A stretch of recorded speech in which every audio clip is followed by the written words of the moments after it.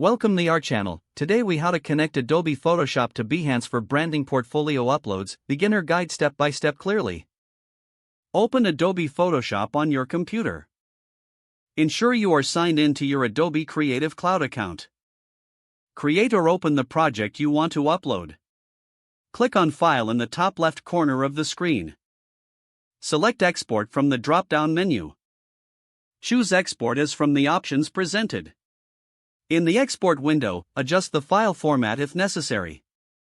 Make sure to set the dimensions and resolution according to your needs. Click on Export and choose a location to save your file. Now, open your web browser. Navigate to the Behance website. Log into your Behance account using your credentials.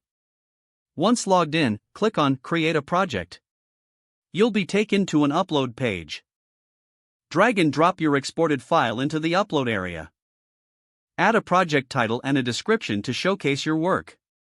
Organize your project by adding additional images or documents if desired. Select relevant tags to improve your project's visibility.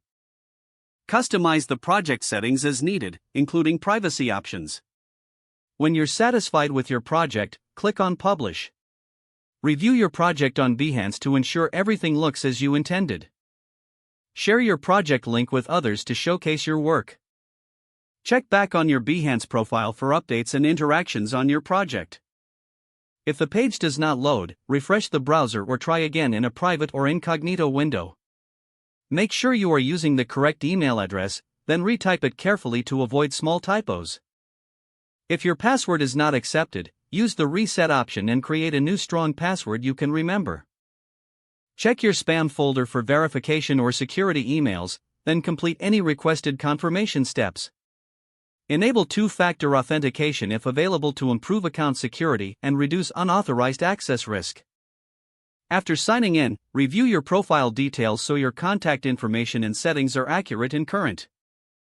If you see an error message, note it down and try again after restarting your device and internet connection.